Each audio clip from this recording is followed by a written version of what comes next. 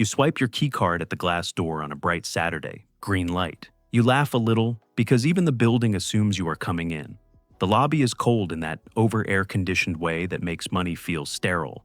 The coffee machine is dark. The place smells faintly like carpet and printer dust, with yesterday still hanging around. Your card stays in your hand like the building just asked one rude little question. How much money would it take for this to be optional? That is the real question. Forget what sounds rich or looks impressive online. The thing you actually want is optional. Miss that, and you can spend years chasing a number that looks big and tidy and still does not buy the one thing you came for, which is the right to say no without blowing up your month. The Fed's 2024 shed found that 55% of adults said they had set aside money for 3 months of expenses if they lost their main source of income. That tells you where a lot of people still are. They are trying to lock down basic safety before they buy any freedom. Good, that comes first. Freedom built on fake safety is just panic and nicer clothes. The real issue is what has to be true before. Your next no does not light the month on fire. You toss the key card into the cup holder next to an old receipt and a pen that barely works. With all that boring junk around it, the fantasy number starts to look kind of stupid. Everybody wants one clean answer, some perfect pile that settles the argument for good. Usually it turns into the same question in a nicer outfit. Is it $1 million? Is that enough to count as winning? A round number or a screenshot can signal status. Freedom lives somewhere else. You actually need 3 numbers: bare minimum freedom, durable freedom, and carefree freedom.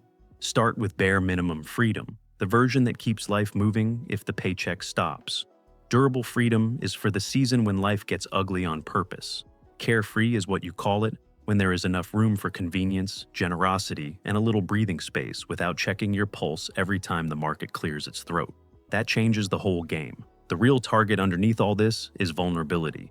That is what your freedom number has to cover. If your salary looks huge but a big chunk of that money only exists because you are working, then full paycheck math sends you at the wrong target. It is like paying to keep the stage lights on after the play ended. Your work life does not need to keep running. Your actual life does. So, when somebody says, okay, if I do not have $1 million, this is fantasy, here is the honest answer: maybe. For some lives, in some places, with some health costs, maybe. $1 million is not a law of nature, though. It is just a round number people like because round numbers feel neat and final, even when they hide the real math. Goes without saying, I'm not your advisor. I'm just showing you the math here. So don't go copying some neat number off the internet. If your paycheck is a lot bigger than what your actual life would cost once work costs disappear, chasing the whole paycheck means you are aiming at the wrong target. But if the job also hid benefits you now have to replace, your freedom number jumps right back up. One person can keep the same apartment and the same groceries and still end up with a very different answer. Start with real yearly outflow. This is a spending question, so income is the wrong measuring stick. And that raises a slightly embarrassing question. Why are you still using income to answer a spending question? The receipts hit the washing machine all at once. A renewal notice slips out. Then the dentist bill. This is where freedom stops looking hot and starts being useful. Start on the exit side of the ledger. That is where the truth lives. The Bureau of Labor Statistics says average annual expenditures for all consumer units in 2024 were $78,535. That is the national average, which is exactly why your target has to start with your own outflow, not somebody else's paycheck or some generic benchmark. And here is where people lie to themselves without even noticing. They use one pretty month. Nothing breaks, no annual bill shows up, no urgent care visit lands in their lap. Then they call that normal. That month is not normal. It is your prettiest month wearing makeup. Take the last 12 months and sort what left into 3 piles: essentials, comfort, and ugly annual surprises. Essentials keep the lights on and food in the kitchen. Comfort keeps life from turning prison gray. Ugly annual surprises are the bills your monthly budget loves to pretend do not exist until they kick the door in. Think tires, a deductible, or gifts you were always going to buy because you live among other people and not inside a spreadsheet. If you are thinking, my spending is messy, good, that is useful. One clean month tells you almost nothing. Annual life tells the truth. Look back over the last 12 months and total what actually left. Ignore the plan. Ignore what looked reasonable on paper. Cash out is the starting line. Quick math, a bill that hits once a year still belongs to the year. Add the policy renewal and the expensive holiday month, and your fake clean month is missing a real chunk before the year is even halfway honest. You do not need a giant round net worth to be free, but there's a catch. The budget you trust in your head is usually your prettiest month, not your real year. And once you price the real year, another surprise shows up. Some of what feels like normal life spending is really the bill for staying employable. So, what is your job quietly charging you just to keep the job? Put the first one that came to mind in the comments. Parking, lunch, childcare, stress spending. That hidden bill is usually bigger than people think. It starts with the parking pass, then lunch because the day got away from you. And before long, the shoes and the little reward purchases have opened a separate tab. This part matters because working costs money too. People remember the obvious stuff like the fuel and parking, then miss the quieter leak. Time gets shredded, so you buy convenience food and pay for childcare stretched by commuting. And the job keeps ringing up charges you would never call lifestyle on purpose. Your paycheck is not only feeding your life, part of it is feeding the machine that makes you need the paycheck. The American Time. Survey says full-time employed people worked an average of 8.4 hours on weekdays they worked in 2024. That is before errands, kids, and the rest of life even starts. Time has a price, even when it never shows up as a line item. Work eats hours. Once the hours are gone, people start buying speed and relief, which is how delivery or stress spending sneaks in and grows its own little ecosystem. If you are thinking, I do not even want to quit forever, I just want the option to leave, good. And if that is you, hit the like button, because that is the whole point. Not yachts, not fake rich screenshots, just enough room to say no when you need to. That actually makes the math cleaner. You are not pricing retirement theater. You are pricing optional work. The right to step away from bad work, collapsing health, ugly bosses, or a season of life that needs more of you than the office does. If work-related spending shows up every month, that is money your freedom target may not need to carry forever. But if leaving the job means buying back a benefit the job used to hide for you, put that money right back in. This is why copying somebody else's number is nonsense. Their job is charging them a different hidden bill. Leaving work can cut more costs than people realize. But there's a catch. If you stop the paycheck before you name those costs, you will keep living like your job is still billing you. That burst of hope is real. Freedom can be cheaper than employment in a few categories, but the categories that survive can still hit hard. And this is where fake freedom plans usually bleed out. The pharmacy bag lands on the counter next to a home repair quote and a bottle of pet medicine. The receipt is stapled shut like it knows you do not want to look. This is the ugly month problem. Fake freedom plans usually die when a lumpy month arrives and the math acts surprised. Life refuses to behave like a neat monthly subscription. One month, the car breaks. Another month, a parent needs help. Then your body decides to send a bill too. And healthcare is where the whole conversation gets weird in the United States.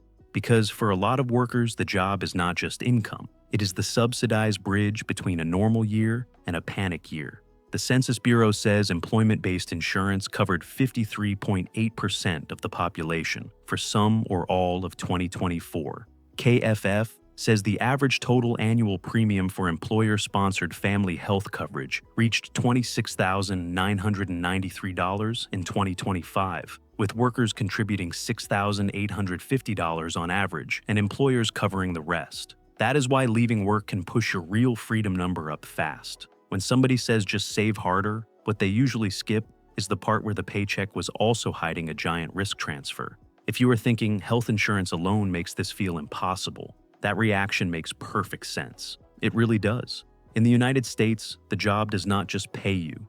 The job can also bulk buy a version of safety you may not be able to replace on your own for the same price.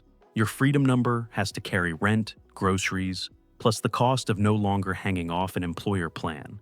It only sounds dramatic until the spreadsheet tells the truth. And this is where people get sloppy with monthly math.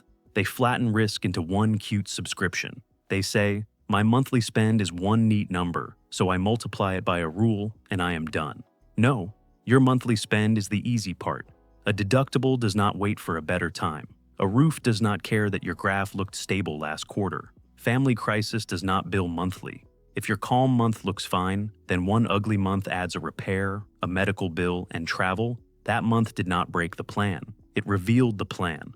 If one bad month can drag you back into yes mode, you are not free. You were briefly comfortable. Your monthly number can look manageable, But there's a catch. Roofs, prescriptions, and family emergencies do not care about monthly math. So, yes, people reach for a famous rule right here because lumpy life is scary and rules feel like railings. Fine, use the railing, just do not fall in love with it. The marker squeaks across the side of a moving box. One simple formula: annual spending divided by a starting withdrawal rate. That is the rule people came for. The famous one. The one that turns a messy life into one clean pile of money and makes the internet feel tidy for 5 minutes. Morningstar's 2025 Retirement Income Research puts the base case safe. Starting withdrawal rate for a new retiree in 2026 at 3.9%, assuming a roughly balanced portfolio, a 30-year horizon, inflation-adjusted spending, and a 90% success rate before Social Security or other outside income. Useful. Very useful. But useful is not the same thing as personal. A rule like that is a guardrail, not a prophecy. It does not know your age, your taxes, your stomach for market drops, or whether your spending can bend when life gets weird. Take your real yearly burn and divide it by 0.039. That gives you a rough portfolio target. Useful. But if your spending can flex, the number shifts. If your timeline is longer, it shifts. If you are trying to leave work younger and need the money to survive more years, it shifts again. The answer moves because the life underneath it changed, even when the rule did not.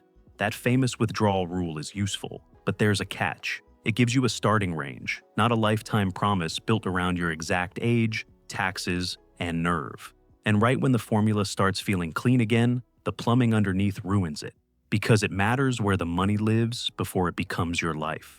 Water hits 3 jars on a kitchen counter labeled pre-tax, Roth, and taxable, and the money starts behaving differently the second you need to live on it.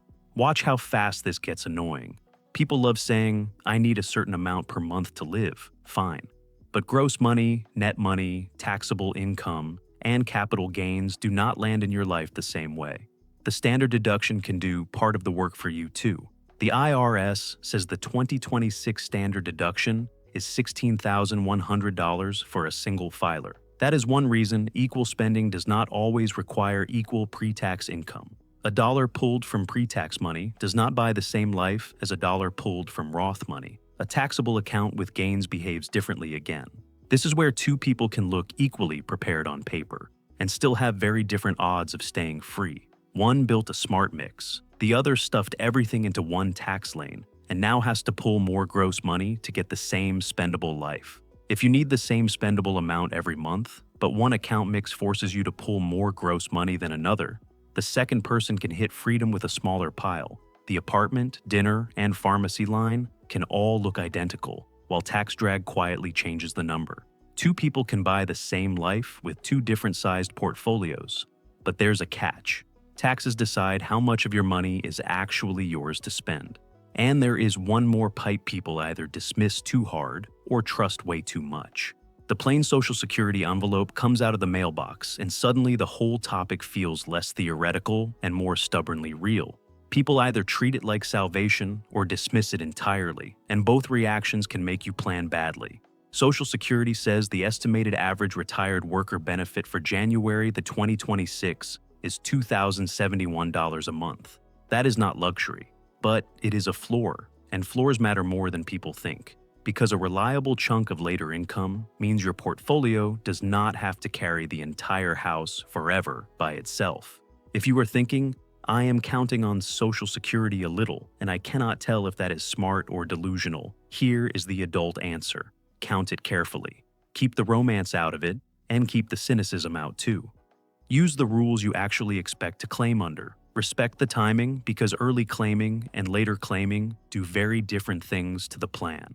$2,071 a month is about $24,852 a year. Using the same 3.9% yardstick, that is a very rough $637,231 your portfolio may not need to produce later, depending on taxes and the age you claim. It will not rescue every bad plan, but sometimes it is enough to turn impossible into possible. Social Security can shrink the target by a lot, but there's a catch. The age you claim can either rescue the plan or quietly weaken it.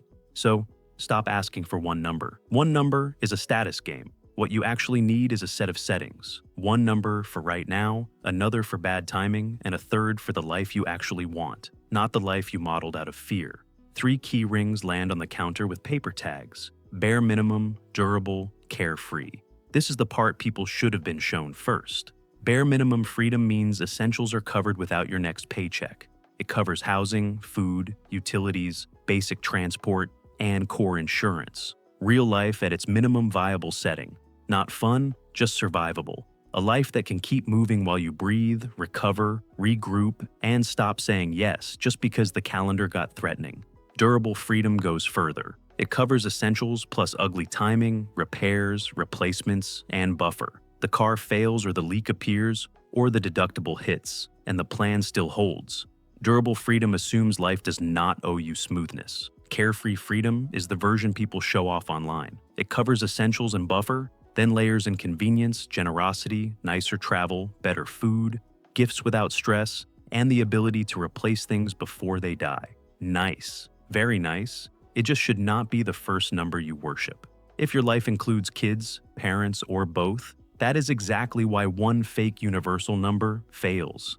A single adult renting in one city does not need the same pile as a couple helping 2 generations at once. Start with real annual essentials. Add ugly annual surprises and buffer, and you have your durable number. Add comfort, generosity, and convenience, and you have your carefree number. The internet wants one shiny total because one shiny total is easy to sell. Real life needs 3 because 3 tells the truth. And that brings us to the only finish line that really matters, because people can hit a number on paper and still act terrified. The work phone gets silenced and slid into a kitchen drawer before a weekday walk. There is no dramatic resignation or speech or fireworks. Just a small, quiet act that says this hour belongs to life, not to whoever thinks they rent your nervous system. You can hit your freedom number on paper and still feel trapped, but there's a catch. The real finish line is refusal power. Wealth on paper can sit there and still leave you trapped. That is the point. The goal is refusal power. That is what lets you turn down the boss who thinks panic is leadership.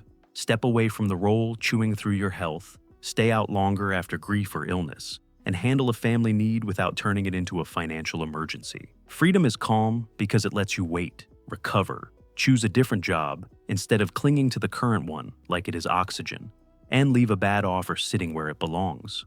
Markets can fall right when you stop working, housing can jump, and the system can stay rude. Freedom does not make you invincible. What it buys is margin, plus enough time and options to put a little distance between a problem and a panic. That distance is what your money is buying. So tonight, skip the number that only sounds rich. Write the bare minimum number that makes your next no survivable. Then write the durable number that keeps one ugly month from dragging you back into yes mode. If you want the carefree number, put it in third place where it belongs. The villain here is one number fantasy. Send this video to someone who keeps chasing one big number like it is going to fix everything. It might save them a few years. That fake universal milestone people love because it hides all the boring variables that decide whether you are actually safe. If the spreadsheet works, good. You still are not done. The finish line is the moment the spreadsheet changes the way you answer pressure, when a bright Saturday no longer belongs to a building, and the pharmacy bag or the repair quote or the tax pull lose the power to bully you into instant obedience, and when your next no does not blow up the month. That is financial freedom in real life, quieter than applause or badges or some round pile strangers clap for. Better, honestly. It is the moment your life can keep running without your next paycheck, and one ugly month no longer gets to decide your answer. So, pull the last 12 months of spending tonight and build the 3 versions. Price the work costs that vanish, the health costs that stay, the ugly month, the taxes, and the future floor. Then look at the number that comes out and ask the only question that matters. If this number lets you refuse what should be refused, is that not the first version of freedom that was ever actually worth chasing?